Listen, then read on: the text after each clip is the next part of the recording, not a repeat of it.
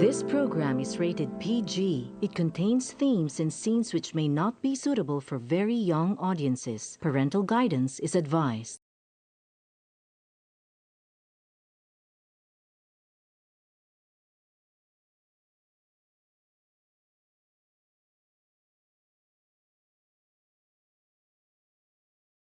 Mopping 101 Thursdays returns after the Holy Week break. This day of valor, we will explore places of interest that needs to be corrected.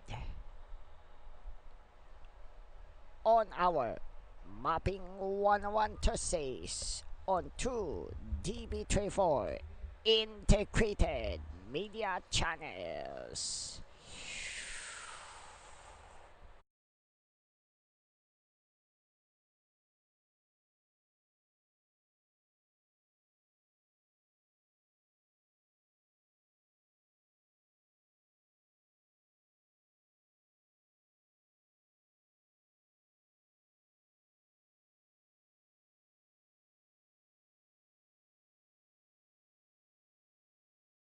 Everyone, and this your Dirpo speaking, and now we are on the Mapping 101 Thursdays this Thursday episode, but we apologize since we're bit late already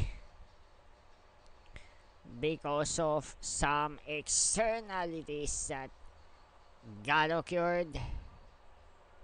And recently we had some sort of a free ride for both MRT lines 2 and 3 recently. And of course,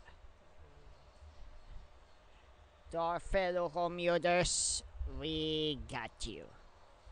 Especially that I've been struggling for the commute, especially with greater than an hour interval. Well, most of city bus companies have cut their cost, and as a result, an increasing interval got occurred. Nationwide, that has been very affected by the mega oil price increase for the past weeks as a result of the Middle East conflict. But don't you worry, because we will be having to correct some of these erratic maps that needs to be corrected. And besides, we will explore places of interest for the meantime for the next 30 minutes here on our DP24 Integrated Media programming of the Mapping 101 Thursdays. And likewise,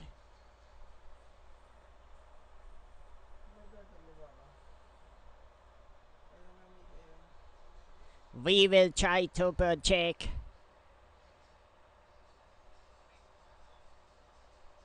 but we had some sort of a technical issues here, so we will be back after a while on our DP24 Integrated Media channels.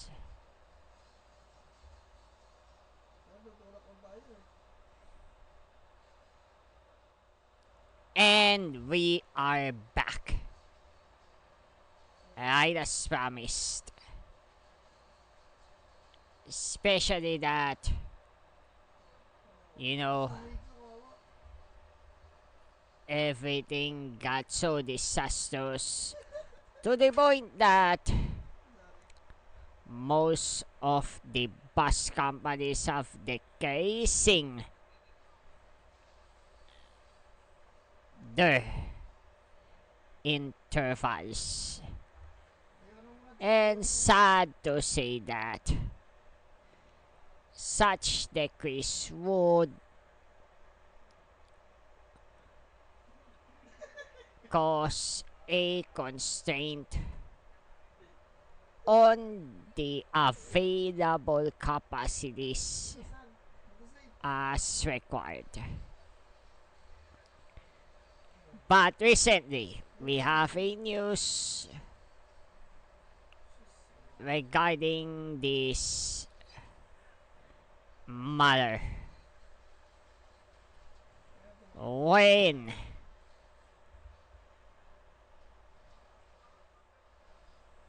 most of these affected houses that got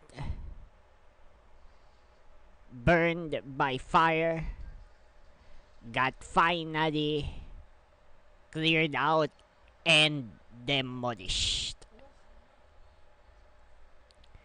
And some affected residents have disagreed,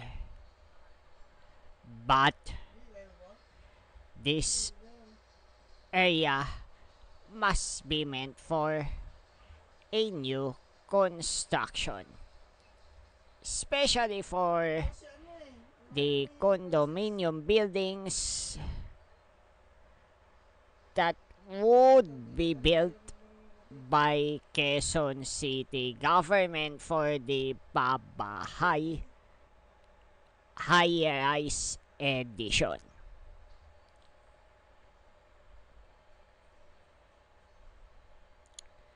And of course, we are very grateful to QC government for spearheading on this project that would revitalize the housing related issue that got begun after the massive fire. And speaking of the Araw ng Kagitingan or the Day of Valor, then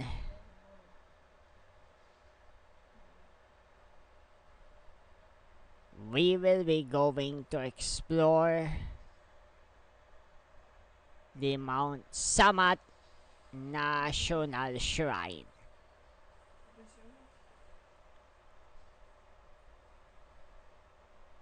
And of course,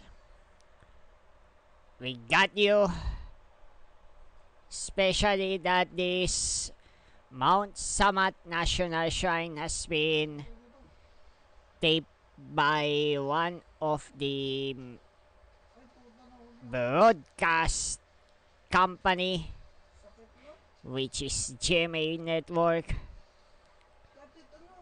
And of course, this location is particularly shot for the iteration of the Philippine National Anthem.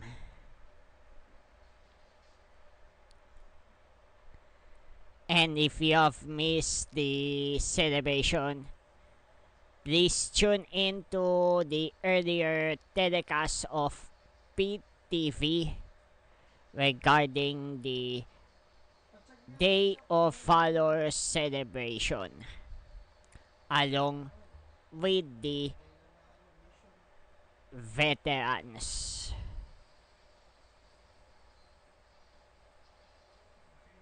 And of course, we hope that everyone will be well cooperated. And of course, with such Bataan Death March has been marked along the highway 301, or the so-called Roman Superhighway, from the junction of Highway 302, which is Alauli Overpass, all the way towards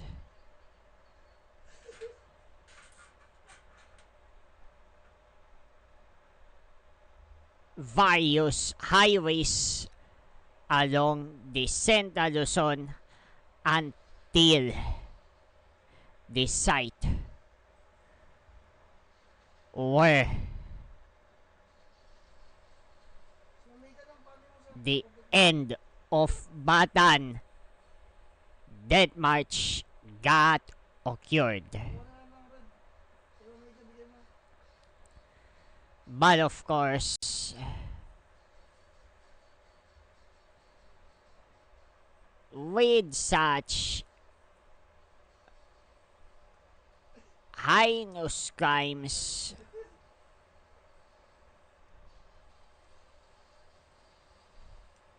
that got occurred,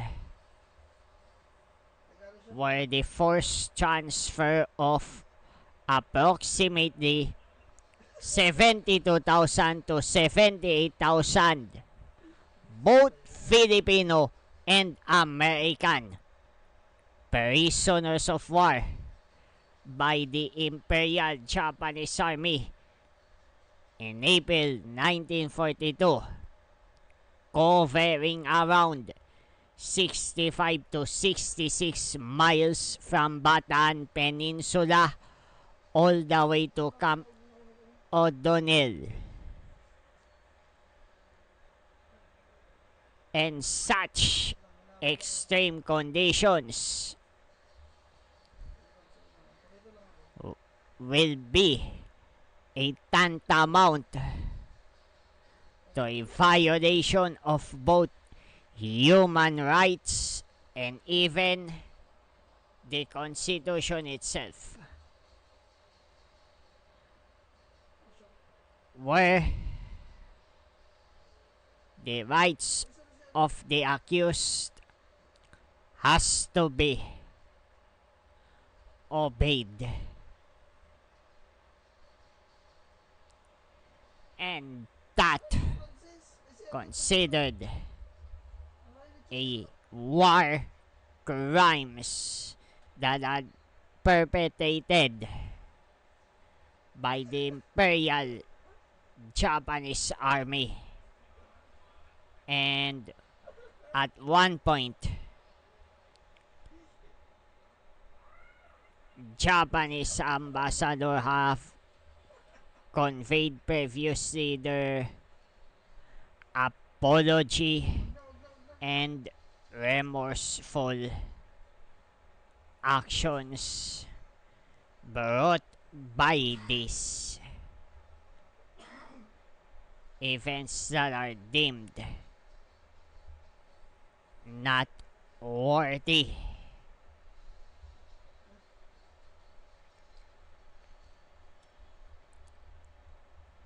And speaking of extreme conditions, this would be linked into a high heat already.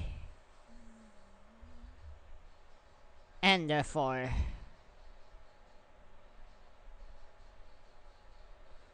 we will never allow anyone to commit such offenses that are deemed hostile and even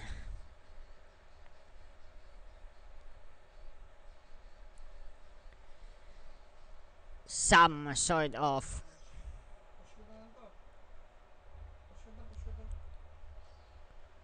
long walking distances that would make everyone so sick.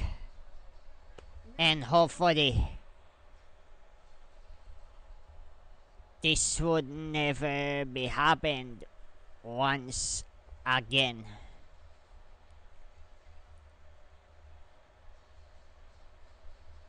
And now, we are going to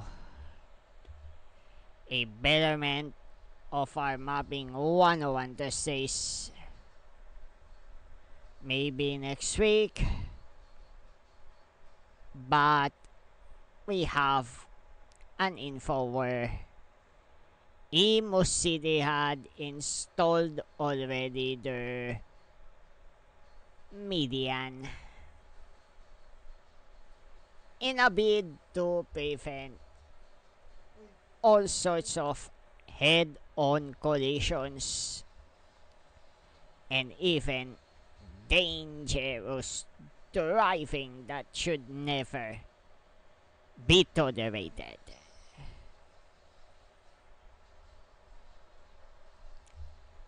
And now,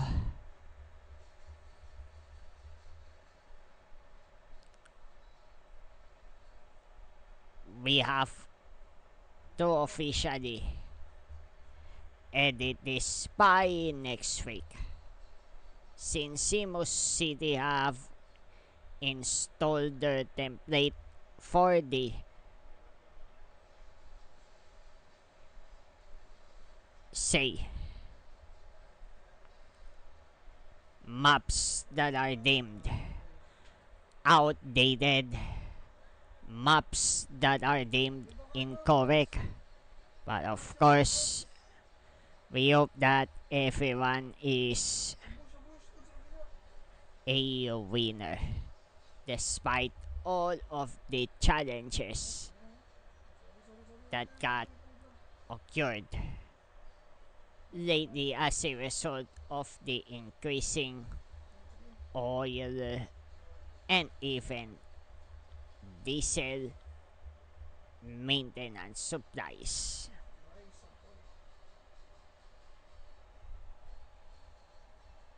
But don't forget, tomorrow, for some people, government offices mostly have closed this Friday and Saturday. And of course, the only revert is to use the Monday to Thursday, should we say. But we have to conclude this as early as possible because yours truly might have some sort of symptomatic condition, which is a fatigue. But hopefully, everyone is fine and well. And now,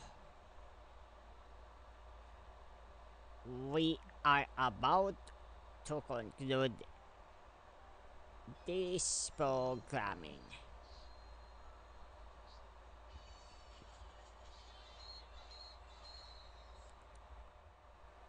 Good night, everyone. Have a sweet dreams. And always remember to be safe, be well, stay strong, stay sane, stay dry, and you are loved.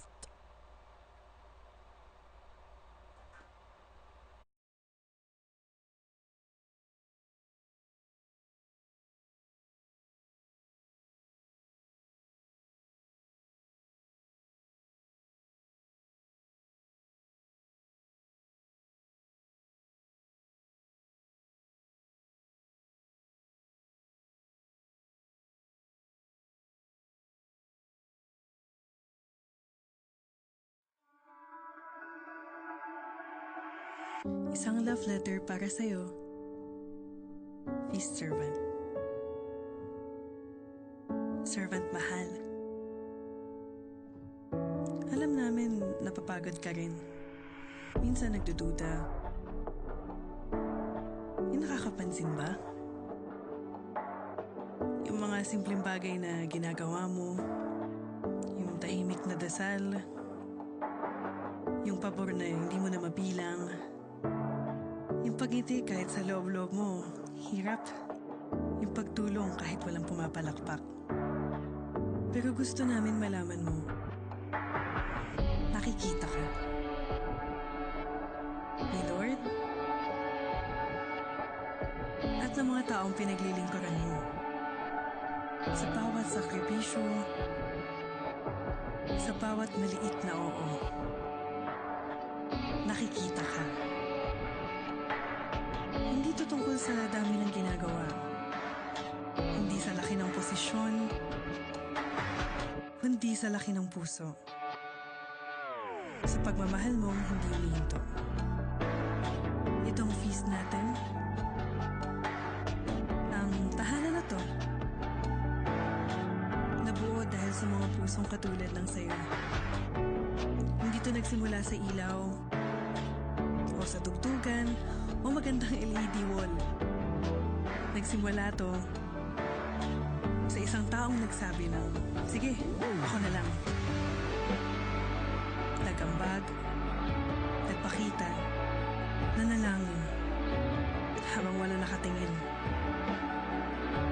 Tapos dumami tayo.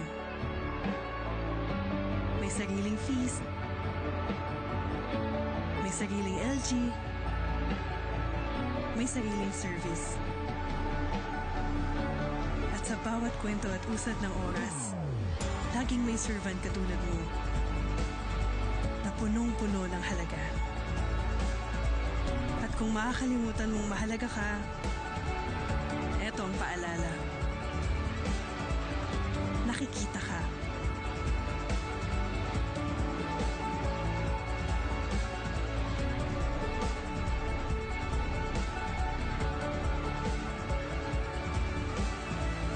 At sa puso ng community na to, mahal na mahal ka.